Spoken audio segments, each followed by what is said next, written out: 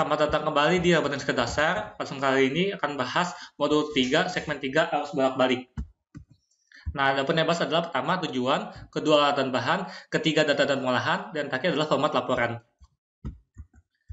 Nah, lalu untuk tujuan dari percobaan modul ini adalah yang pertama menentukan tegangan efektif satu daya untuk DC dan kartu sinyal untuk AC. Yang kedua menentukan karakteristik komponen kapasitor, induktor, dan resistor. Yang ketiga menentukan tegangan dan impedans rangkaian seri RL, RC, dan RLC. Dan yang terakhir adalah menentukan frekuensi resonansi pada rangkaian seri RLC. Nah, adapun yang digunakan adalah pertama satu daya, kedua generator sinyal, lalu resistor, kapasitor, dan induktor, multimeter digital, RCR meter, kabel besi capit buaya, dan kabel capit buaya. Nah, lalu lanjut ke bagian data dan pengolahan. Jadi percobaan pertama yaitu mengukur tegangan efektif sumber AC dan DC. Nah, ini dibuat dalam bentuk tabel. Nah, jadi ada bagian sumber, sumbernya itu adalah AC atau DC, lalu V-tools adalah di sumber tegangannya berapa yang tertulis, V-tools adalah yang terukur di multimeter digital. Nah, kemudian pada percobaan ini dibalik probnya positif ke negatif, negatif ke positif. Nah, ini diukur, ini adalah V-tools dibaliknya, ditulis dalam tabel sini. Nah, kemudian ke percobaan 2A yaitu karakterisasi RLC. Nah, jadi ini adalah yang menggunakan RLC meter. Nah, jadi catatlah hasil pengukuran dari induktansi, kapasitansi, resistansi, dan resistansi untuk induktor maupun resistansi untuk kapasitor. Lanjut ke bagian 2B yaitu rangkaian RL, RC, dan RLC. Nah, jadi dibuat dalam tabelnya, di sini adalah untuk rangkaian RL. Jadi gunakan sumbernya AC atau DC, lalu catat tegangan untuk resistor, tegangan untuk induktor, dan tegangan total pada rangkaian. Lalu lanjut ke bagian rangkaian RC, nanti sama juga, jadi sumbernya AC dan DC. Di sini tegangan pada resistor berapa, tegangan pada kapasitor berapa, tegangan total rangkaian RC berapa. Nah, yang terakhir adalah pengukuran tegangan rangkaian RLC. Nah, di sini untuk tegangan RLC hanya digunakan sumber tegangan AC saja. Nah, jadi dicatatlah tegangan pada resistor, tegangan pada induktor, tegangan pada kapasitor, dan tegangan total rangkaian.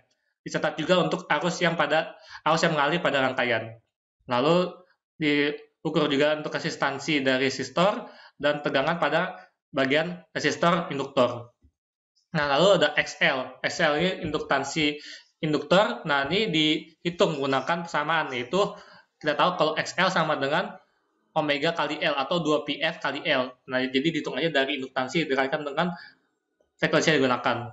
Lalu untuk XC adalah induktansi kapasitor, jadi dihitung menggunakan persamaan 1 per omega C atau 1 per 2πfc. Nah, lalu terakhir adalah adanya impedansi rangkaian atau Z. Nah, ini bisa dihitung menggunakan persamaan V total dibagi dengan I, atau bisa juga kalau tidak terukur arusnya, bisa dihitung menggunakan akar dari R kuadrat tambah XL minus XC kuadrat, seperti pada teori dasar. Seperti itu. Lanjut ke bagian terakhir, yaitu percobaan 3, resonansi rangkaian RLC. Nah, jadi di sini dicatatlah frekuensi resonansinya berapa.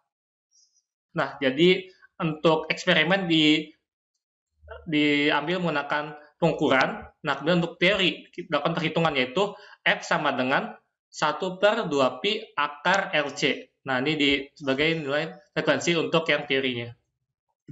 Lalu lanjut ke format laporan. Nah, ini jadi ditulis seperti biasa. Format laporan ada modul, judul, hari, tanggal, waktu praktikum, nama, NIM, sesi, asisten, kondisi lab, tujuan, alat dan bahan. Lalu ada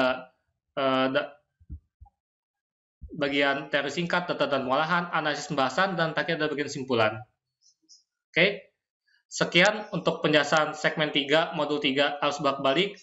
Terima kasih sudah mendengarkan.